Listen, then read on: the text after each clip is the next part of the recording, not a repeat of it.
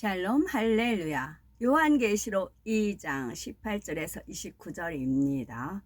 두아디라 교회의 사자에게 편지하라. 그 눈이 불꽃 같고 그 발이 빛난 주석과 같은 하나님의 아들이 이르시되 내가 네 사업과 사랑과 믿음과 섬김과 인내를 아노니 네 나중 행위가 처음 것보다 많도다. 그러나 네게 책망할 일이 있노라. 자칭 선지자라 하는 여자 이세벨을 네가 용납함이니 그가 내 종들을 가르쳐 꾀어 행음하게 하고 우상의 제물을 먹게 하는도다. 여기서 여자라는 부분에 동그라미입니다. 자칭 선지자라 하는 이세벨을 네가 용납함이니 해도 우리는 여잔지 남잔지 알아요. 그런데 여기서 여자라는 이름을 썼어요. 여자. 또 내가 그에게 회개할 기회를 주었으되 자기의 음행을 회개하고자 하지 아니하는도다. 남자와 여자가 있어요. 근데 원수마귀 사단이 꽤 이제 이렇게 하나님 말씀 준다고 꼬시려고 해요. 그럼 누가 생각의 문을 열까요? 남자와 여자가 생각의 문을 엽니다. 그리고 생각을 사로잡고 남이 모르는, 처음에는 그럴듯하게 말을 해요. 이제 그러다 보면 사로잡히게 돼요. 그럼 거기에서 벗어날 수가 없어요. 완전히 마음까지 사로잡아요. 그래서 요즘 성령이 이렇게 말했다, 성령이 했다, 성령이 했다. 거짓 선지자들이 판을 치고 있는 것입니다. 또 내가 그에게 회개할 기회를 주었으되 자기의 음행을 회개하고자 하지 아니하는도다. 볼지어다 내가 그를 침상에 던질 터이요 또 그와 더불어 간음하는 자들도 만일 그의 행위를 회개하지 아니하면 큰 환난 가운데에 던지고 또 내가 사망으로 그의 자녀를 죽이리니 모든 교회가 나는 사람의 뜻과 마음을 살피는 자인 줄 알지라. 내가 너희 각 사람에게 행위대로 갚아주리라. 두아디라에 남아있어 이 교훈을 받지 아니하고 소위 사탄의 깊은 것을 알지 못하는 너에게 말하노니 다른 짐으로 너에게 지울 것은 없노라. 다만 너희에게 있는 것을 내가 올 때까지 굳게 잡으라. 이기는 자와 끝까지 내 일을 지키는 그에게 만국을 다스리는 권세를 주리니 그가 절장을 가지고 그들을 다스려 질그릇 깨트리는 것과 같이 하리라. 나도 내 아버지께 받은 것이 그러하니라. 내가 또 그에게 새벽별을 주리라. 귀 있는 자는 성령이 교회들에게 하시는 말씀을 들을지어다. 아멘. 요한계시록 강의 18번째 두아디라 교회 두 번째입니다. 두아디라 교회는 주 안에서의 사업과 사랑, 믿음과 섬김, 인내 등에 대해서 처음보다 나중 행위가 많았으므로 칭찬을 들었지만 이러한 칭찬과 함께 두려운 책망의 말씀도 듣게 됩니다. 교회 안에 자칭 선지자라 하는 여자 이세벨을 용납함으로 그로 인해 교회가 죄로 물들었기 때문이지요. 이세벨은 우상을 심히 섬기는 이방 여인으로서 이스라엘의 아합 왕과 백성들을 미혹하여 우상 숭배를 하게 했고 여러 가지 악행으로 하나님을 대적했습니다. 그러면 두아디라 교회가 책망받은 내용이 구체적으로 무엇이었을까요? 20절에 그가 내 종들을 가르쳐 꾀어 행음하게 하고 우상의 제물을 먹게 하는도다 했습니다. 여기서 우상의 제물을 먹는다는 말은 문자적으로 보면 우상 앞에 제물로 바쳐졌던 음식을 먹는다는 말입니다. 여기서 내 종들을 가르쳐 꿰어 행음하게 하고, 그러면은 이렇게 뭐 대원의 말씀이든 뭐 이렇게 안수하면 뭐 어떤 말씀이 이렇게 나오고 그런다고 하잖아요. 그러면 막 칭찬이 많을까요? 아니면은 뭐 할까요? 막 그 원수마귀 사단 루시퍼 가는 거는 막 띄우는 겁니다. 막 띄워요. 예수님한테도 막 띄웠잖아요. 천하를 보여주고 네가 나한테 절하면 이것을 주겠다. 그렇게 하잖아요. 저 같은 경우가 2번 말씀이 이제 그 대언의 말씀이 나온 거였는데, 낮아지고 섬기는 자 이것이 큰 자니라입니다. 낮아지고 섬기는 자 이것이 큰 자이니라 그랬어요. 낮아지고 섬기는 자 이것이 큰 자이니라.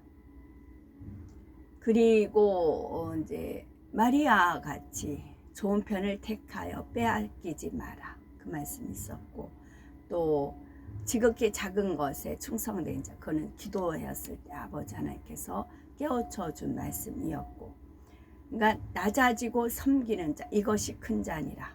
낮아지고 섬기는 것. 그래서 매일 낮아지고 섬기는 것이 무엇인가, 낮아지고 섬기는 자리를 찾아갔고, 그 다음에 마리아가 좋은 편을 택하여 뺏기지 아니함. 그러면 선과 악이 있다. 그럼 좋은 편이 뭐예요? 선이고, 섬김 받는 거, 섬기는 거. 좋은 편이 뭐예요? 섬기는 거. 이렇게 봐서 하나님 편에서 좋은 편을 택했어요. 그래서 그것을 빼앗기지 않게 해서 나갔고, 또 지극히 작은 것에 충성된 거.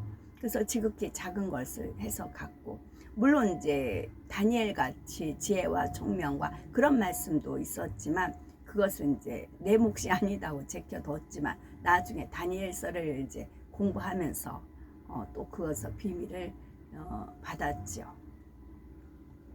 그런 생명의 말씀은 좋은 거지만, 뭐 네가 특별히 쓰임 받고 네가 특별히 뭐하고 특별히 뭐하고 아니라고요. 이 말씀은 우상의 제단에 올려졌던 음식을 먹는 것 자체보다는 그 음식을 먹을 때 따르게 되는 여러 가지 범죄들을 경계하는 말씀입니다. 즉 성도들이 이방인들의 종교의식에 동참하여 그들의 우상 숭배를 묵인하거나 동조하게 되고, 더 나아가 우상 숭배자들의 음행에까지 동참하게 되는 것이 더욱 큰 문제였던 것입니다. 사도행전 15장의 사도회의에서 이방인들 중에 복음을 받아들인 사람들에게 우상의 제물과 피와 목배인 죽인 것과 음행 이 4가지를 멀리하라 권했던 것을 볼 수 있습니다. 이때도 우상의 제물을 멀리하라 한 것은 우상의 제물을 가까이 하다 보면 결국 우상 숭배나 그와 관련된 죄에 함께 빠질 수가 있기 때문이지요. 디모데전서 4장 4절에 하나님이 지으신 모든 것이 선함에 감사함으로 받으면 버릴 것이 없다라는 말씀처럼, 우상을 경배하는 제사에 동참하는 것이 아니라면 우상 앞에 놓였던 음식을 먹었다고 해서 그 자체를 꼭 죄라고 정죄할 수는 없습니다. 설령 우상 앞에 놓였던 음식이라 할지라도 모든 식물은 하나님께서 주신 것이므로 성도가 믿음으로 먹으면 상관이 없지요.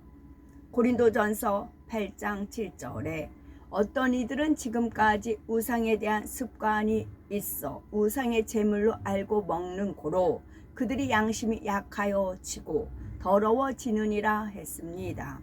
곧 믿음 안에서 담대하지 못한 사람이 우상의 제물을 먹으면 죄라고 생각하면서도 그것을 먹게 되면 이는 스스로 죄라고 생각하는 것을 짐짓 행함으로써 자기 양심을 더럽히게 된다는 뜻이지요.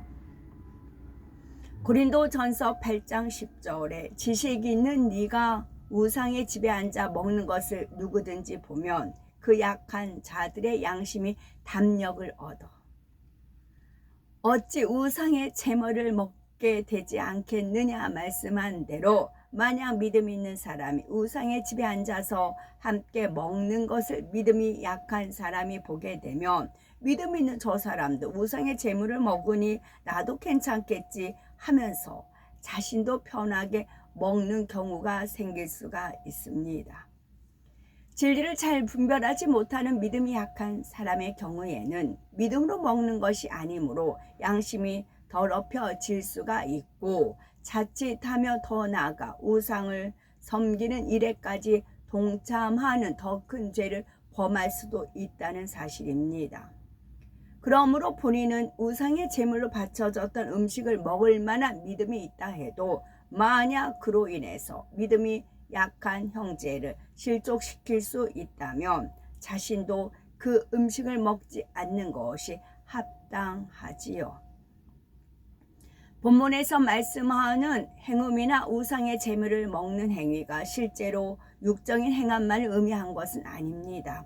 영적인 의미의 행음과 우상의 제물을 나타내는 것이지요. 하나님의 자녀들이 하나님보다 다른 것을 더 사랑하거나 하나님께서 가장 싫어하시는 우상을 섬기는 것이 바로 영적인 의미의 행음입니다.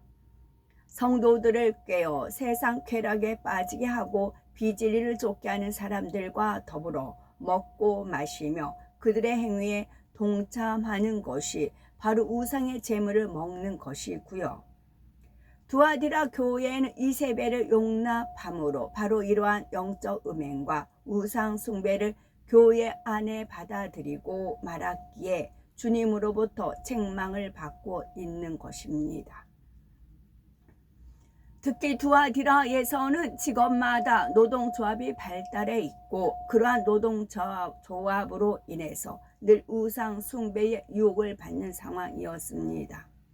동업자들 모두가 사업의 번영과 발전을 위해 우상 앞에 절을 하는데 거기에 동참하지 않게 되면 그들로부터 미움을 받거나 핍박을 받을 수도 있지요.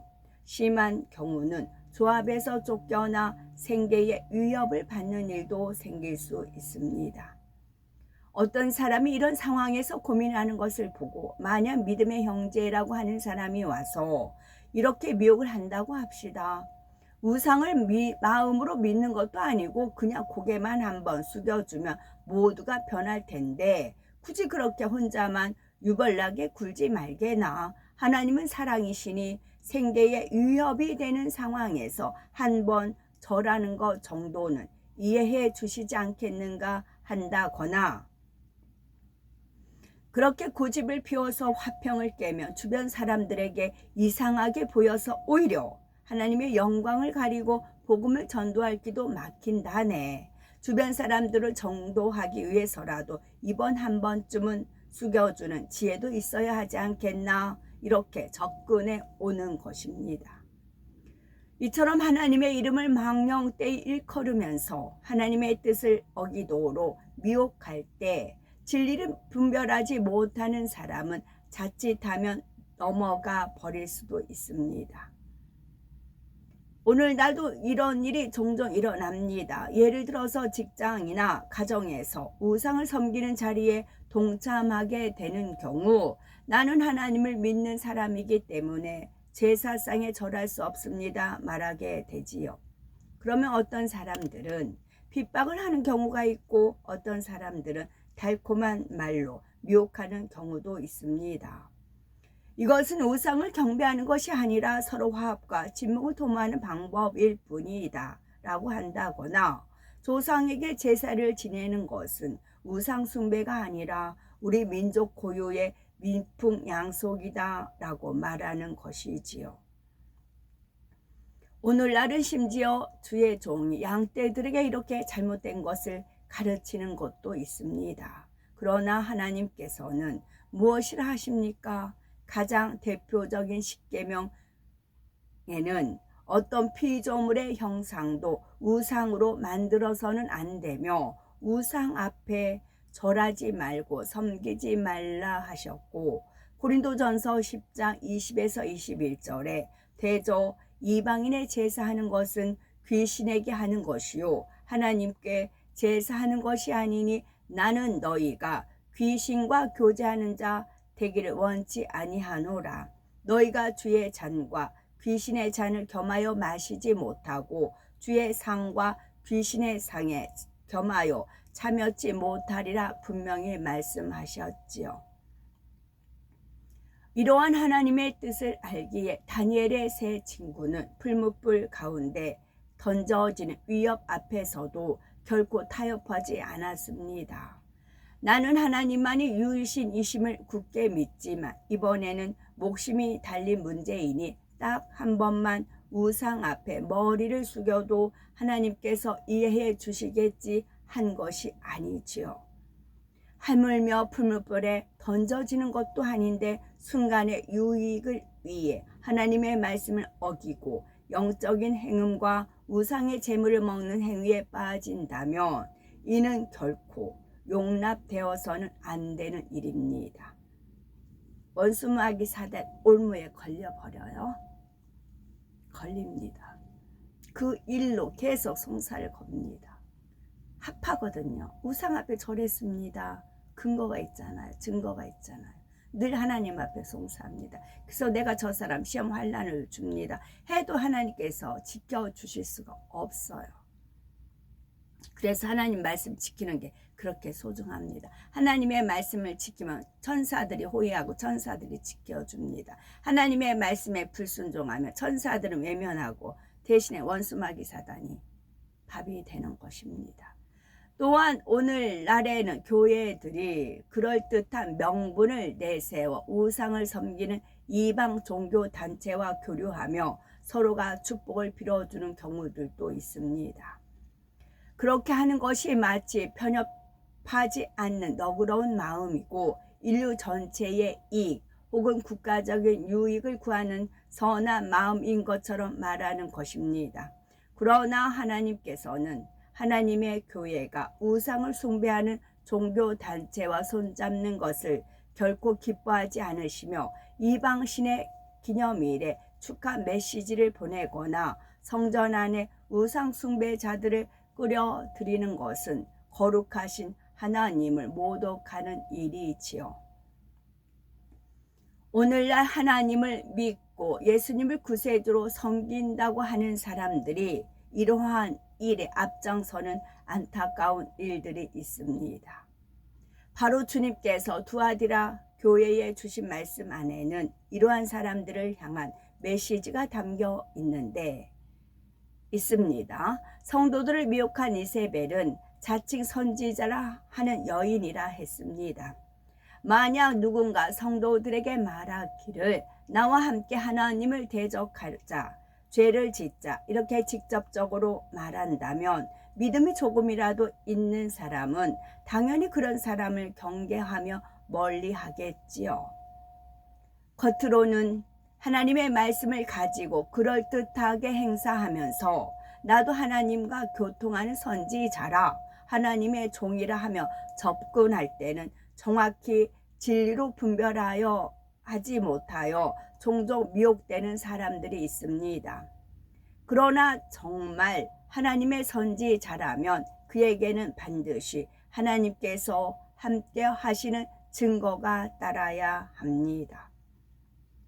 선과 사랑, 희생과 섬김과 온유함 등 성령의 열매, 빛의 열매가 맺혀 있을 것이고 무엇보다도 하나님께서 보장하시는 권세와 능력과 권능까지도 나타낼 것입니다.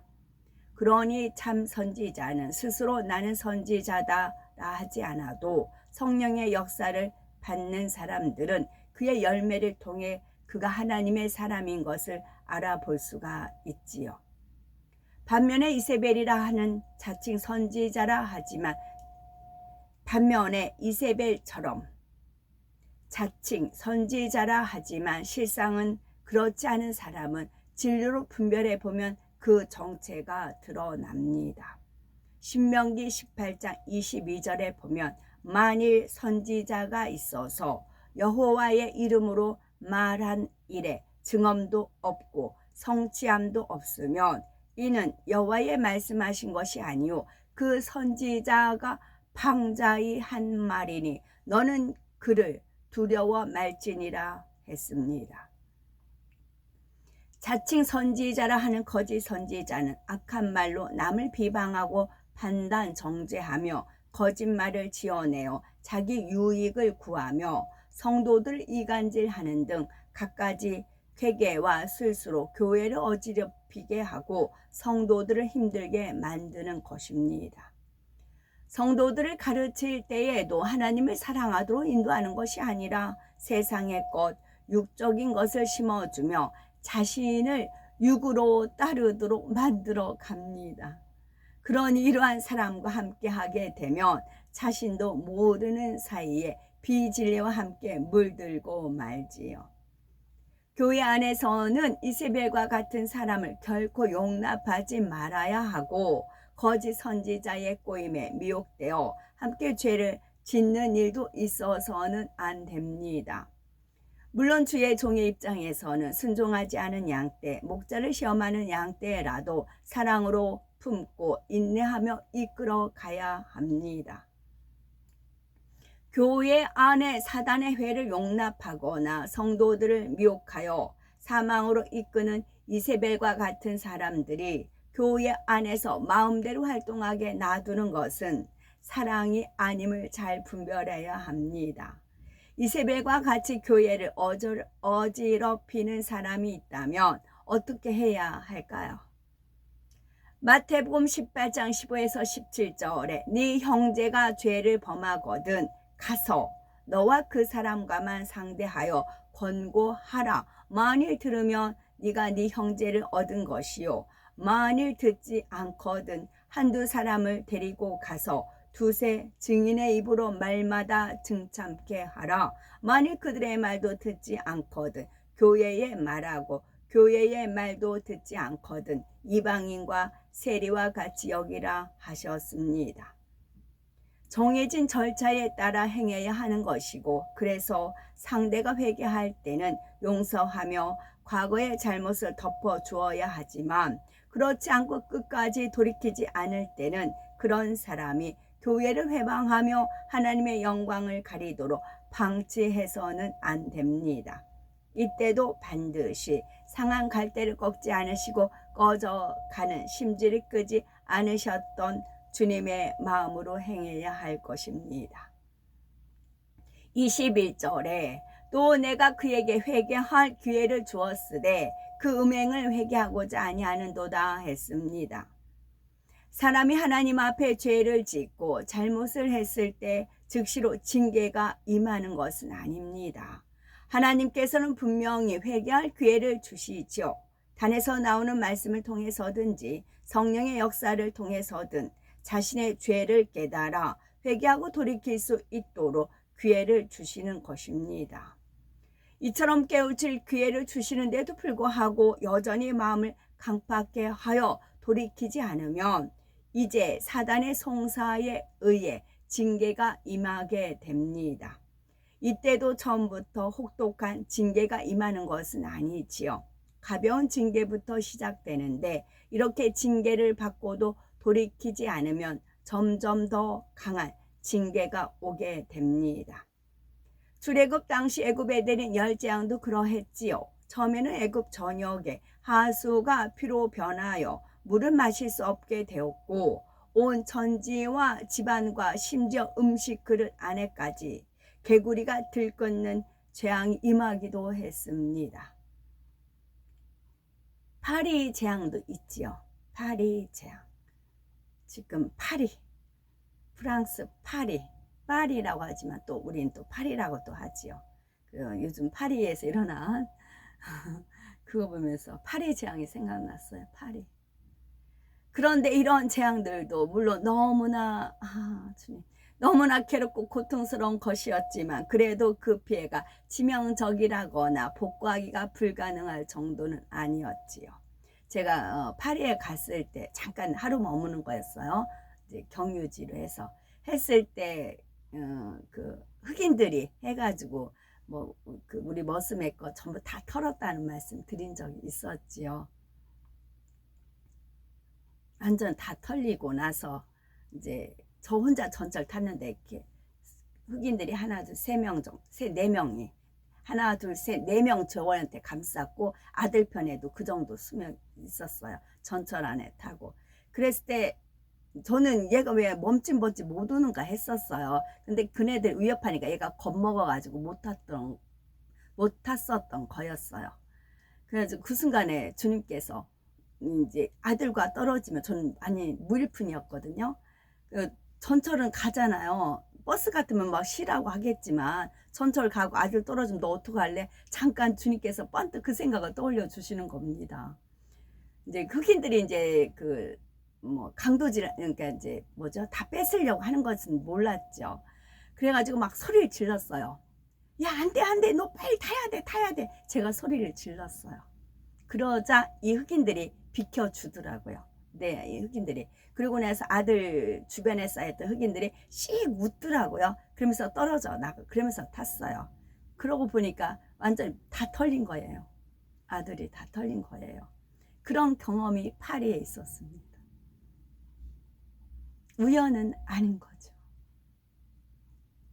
그래서 파리가 지금 어마어마한 일을 하고 있습니다. 그리고 이제 여학교 때 보면 파리 거기서 나오는 책들이 있잖아요. 마농 레스크 거기도 아마 그게서 음란부터 막 거기가 시작이 되잖아요. 파리를 중심으로 해가지고 아마 우연은 아니고 그게 이제 쌓인 거예요. 쌓인 거. 때가 때입니다. 더 어떻게 손을 볼 수 있을까요? 더 어떻게 기회를 줄 수가 있을까요?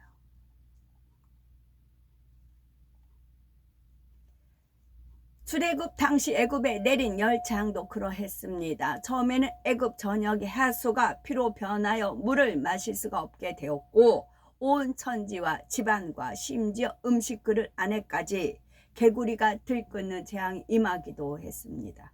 이제 물로는 안 되죠. 씻겨버려서는 안 돼요. 단지 썩었으면 태워버려야 됩니다. 싹 태워야 됩니다. 그럴 수밖에 없어요. 그래서 불입니다. 마지막 쌓이고 쌓인 겁니다. 하나님도 쌓이고 쌓였고 그때를 지금 기다리십니다. 그런데 이런 재앙들도 물론 너무나 괴롭고 고통스러운 것이었지만 그래도 그 피해가 치명적이거나 복구하기가 불가능할 정도는 아니었지요. 이 정도에서 바로 왕이 돌이켰다면 좋았을 텐데 그는 재앙이 장궈라며 잠시 돌이키는 듯 하다가 재앙이 거두어지면 다시 하나님의 뜻을 거역함으로써 점차 더 큰 재앙을 당하게 됩니다. 독종이나 악질 등 악질 나쁜 사람 악질 그러잖아요. 좌파들 얼마나 악질. 어제 바깥에 그저께였나 이제 현수막이 좋은 거였어요. 이제 탄핵 같은 거 한 사람들 이렇게 뭐라 회개하고 천국에 가까웠느라 좋은 말이었잖아. 그걸 누구에게 떨어져 있더라고요. 그래서 가봤더니 누가 잘랐어요. 현수막 그 좋은 회개하라 천국에 가까웠느니라 그 현수막이에요. 딱 잘랐더라고요. 악질 반동 악질 반동 그들이 지금 그렇게 하고 있잖아요. 독종이라고 하잖아요. 완전 독종이다. 우리 그 새엄마 우리 아버지랑 싸우면 저 독종 그랬거든요. 그 아버지가 새엄마랑 싸울 때 저 독종 그랬어요. 독종 악질 반동 그러잖아요. 악질 반동 분자 그러잖아요. 지금 그들이 독종이고 악질이잖아요. 질병의 재앙을 맞기도 하고 우박과 재앙과 메뚜기의 재앙을 당함으로 재산에도 치명적인 손실을 입게 됩니다.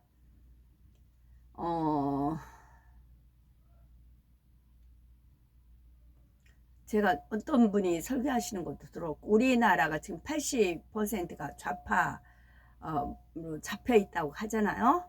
80%라고 누구나 다 80%라고 합니다. 제가 나가서 피부로 느껴도 그렇고요. 그리고 복음은 썩었어요. 교회는 썩었어요. 교회도 썩었고 복음도 썩었고 성도들도 다 썩었어요.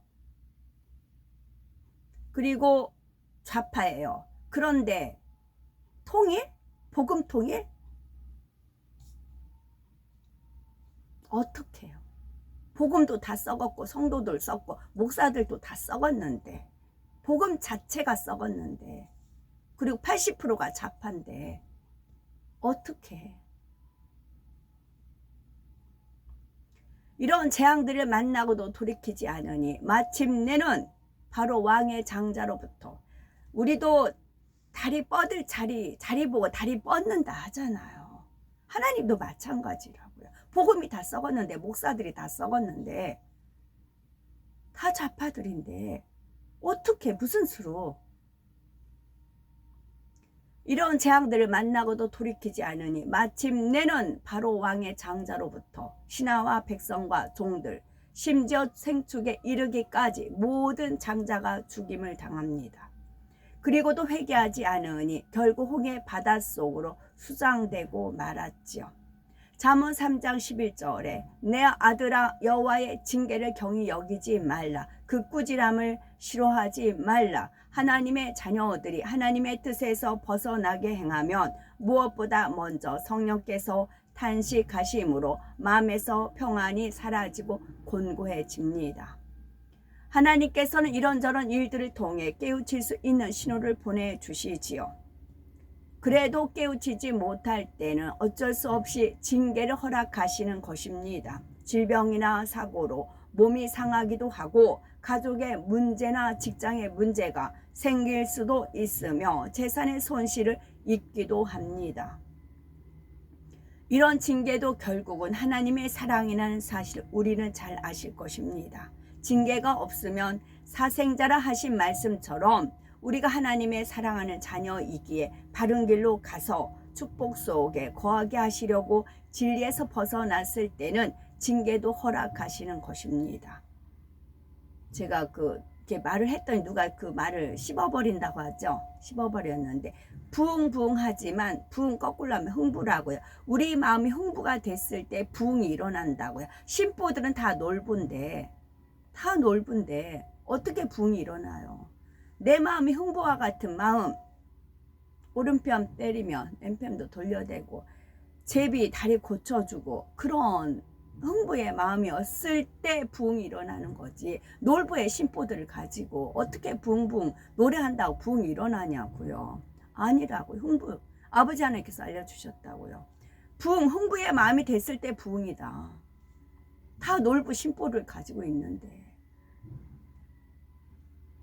잘못을 했는데도 징계가 없다면 이는 하나님과 상관이 없는 사람이라는 뜻이니 오히려 이것이 더욱 두렵고 떨리는 일입니다.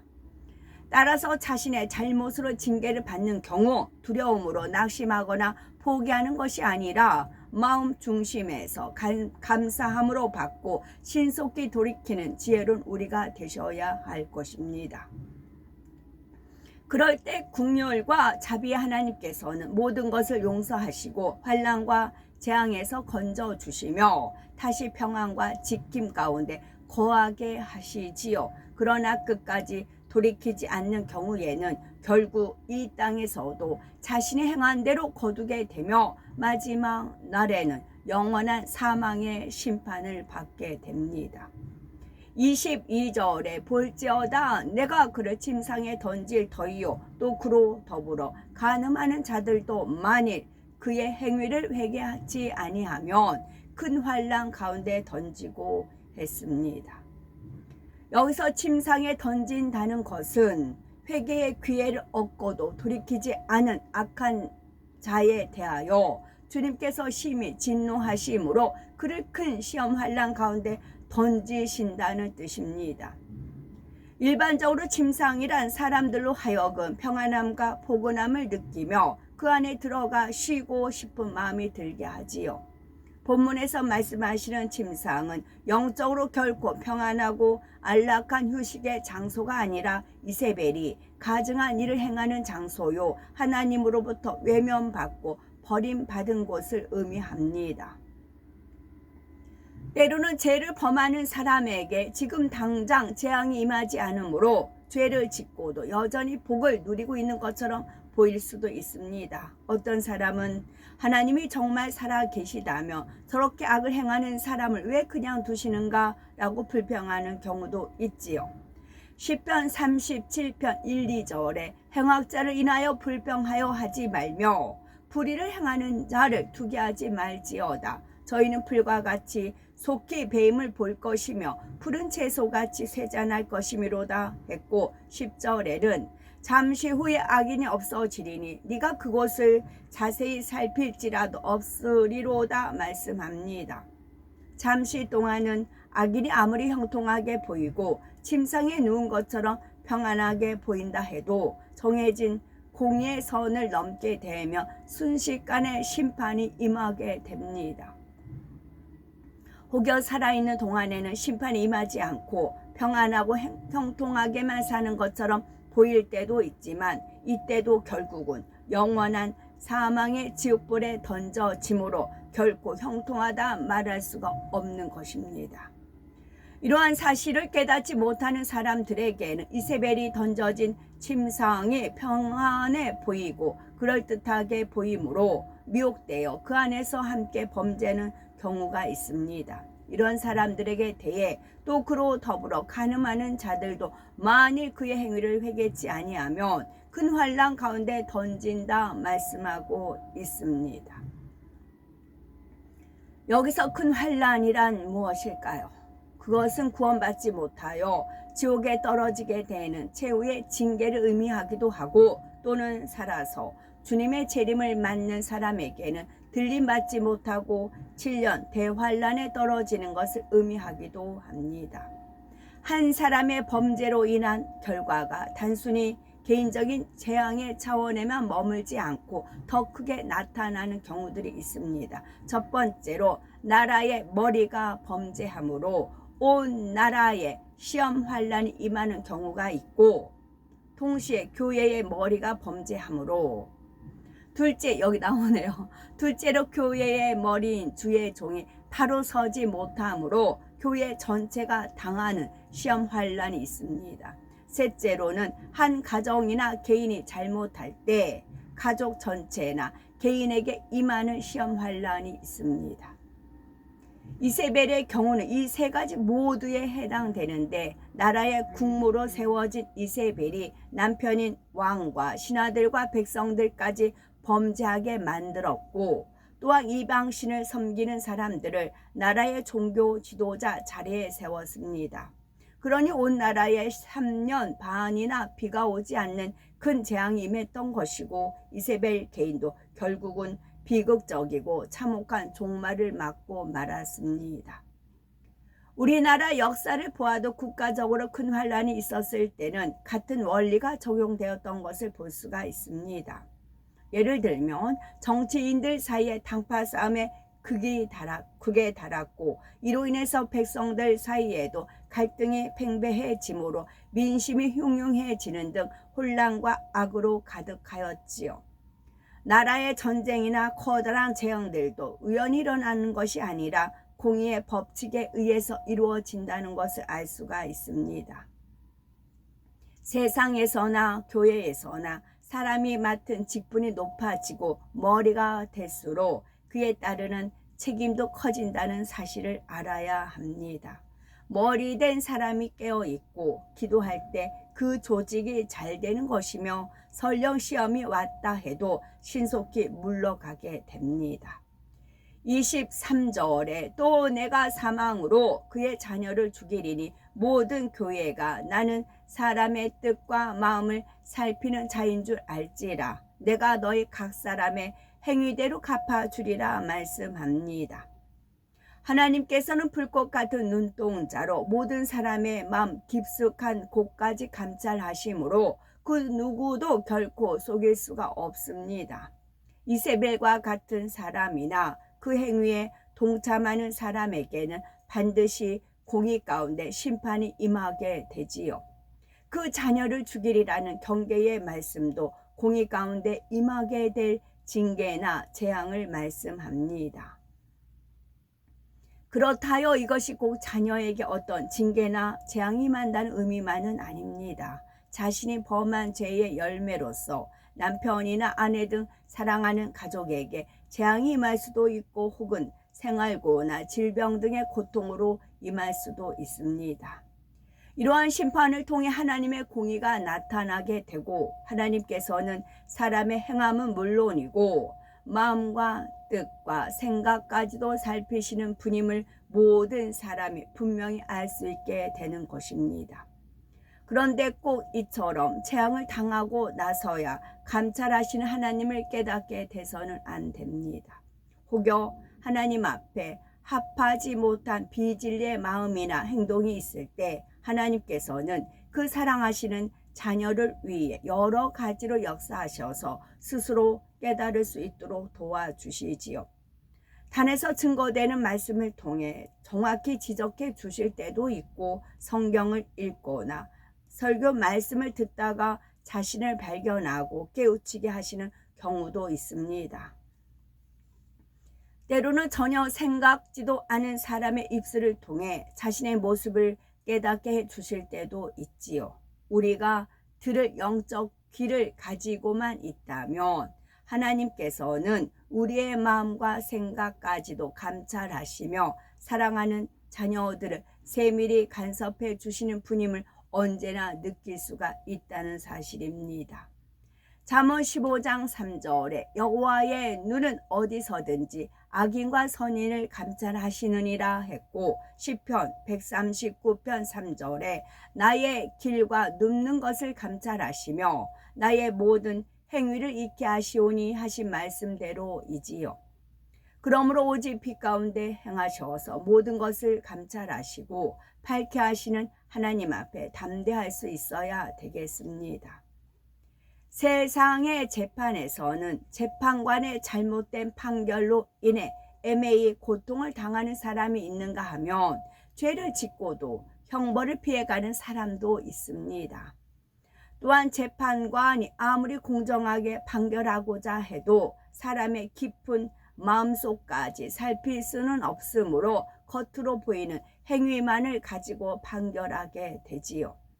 잠언 16장 2절에 사람의 행위가 자기 보기에는 모두 깨끗하여도 여호와는 심령을 감찰하시느니라고 하신 말씀대로 전지전능하신 하나님께서는 모든 사람의 언행을 감찰하실 뿐 아니라 생각과 마음, 깊은 중심까지 밝히 보십니다. 각 사람에 대해서 감찰하신 내용을 천사들로 하여금 낱낱이 기록하게 하시며 마지막 심판 날에는 그 기록에 따라 선악간의 모든 행한 대로 갚아주시지요.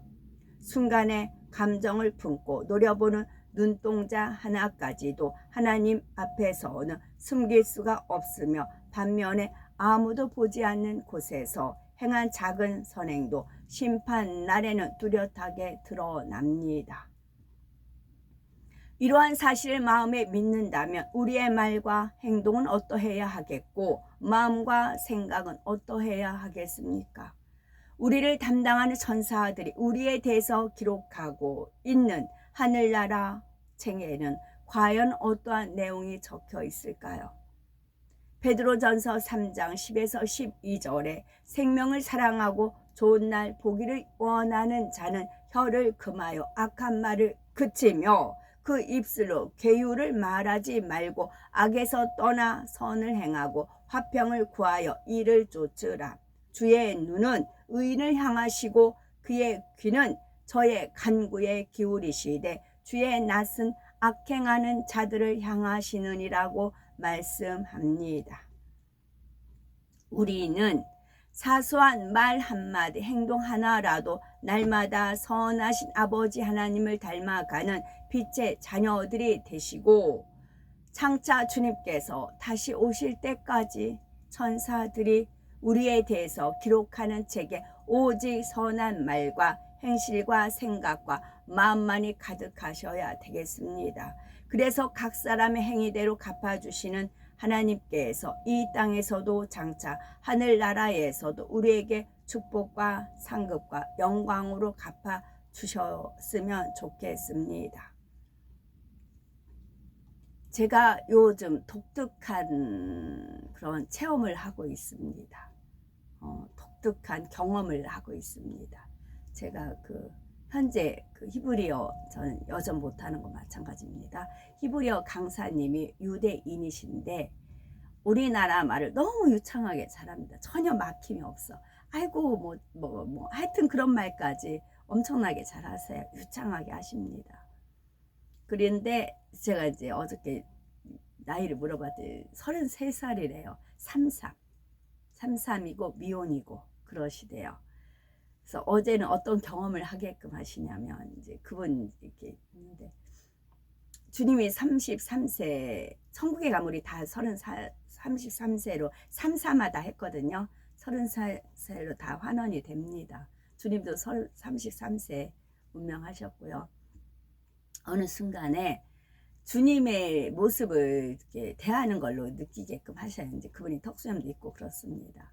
근데 이제 주님은 영으로만 대하잖아요. 영으로만 대하다가 이제 실제상으로 그러니까 룻기도 보면 이제 보아스하고 모압 여인 룻이었잖아요. 보아스 이스라엘고 이제 그 이방인과 그 유대인이 이제 세 사람 어쩌고 하죠. 그와 같은 거예요.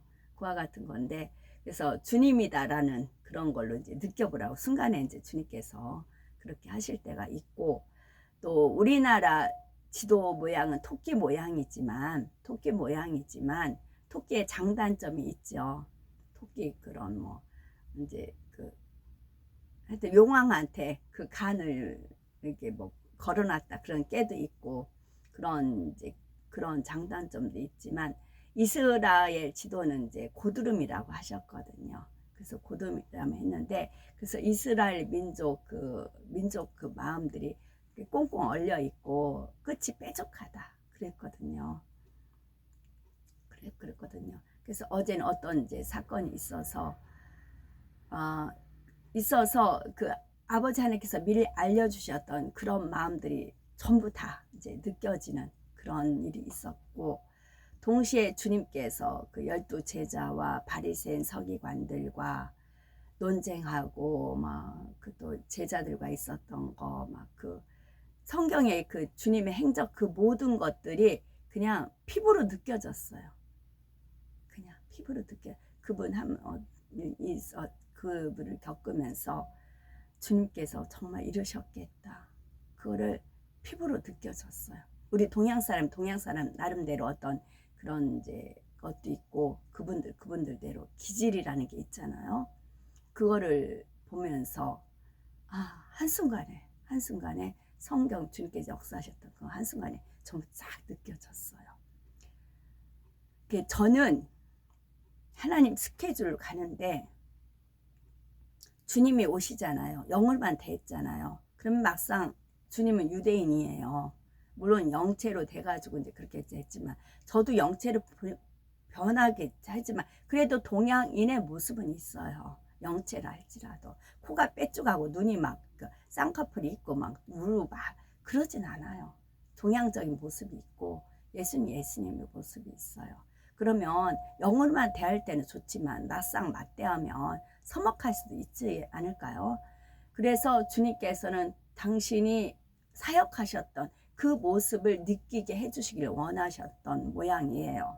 그래서 제가 이스라엘 갔을 때 기온샘인가 이제 거기서 주님을 이제 현현하는 모습을 배웠댔잖아요. 너무 젊어. 제가 그러면서 지나갔거든요.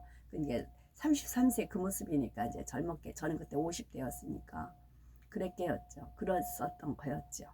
그래서 주님께서는 주님이 사역했던 그것을 그냥 실감하게 간접적으로 느끼게 하시기 위해서 또 이런 프로그램을 짜셨더라고요. 그리고 이제 여러 가지 그 한 분을 통해서 성경에 하나님께서 유대인들과 언약을 했던 거 그들이 이렇게 했을 때 이렇게 했던 그 모든 말씀들이 그 한 분을 대하면서 느껴지면서 이게 이제 연결고리가 되면서 더 저는 공부가 되고 아버지 하나님 마음이 이러셨겠다. 주님의 마음이 이러셨겠다. 그 마음을 더 깨닫는 은혜를 받고 있습니다. 아멘.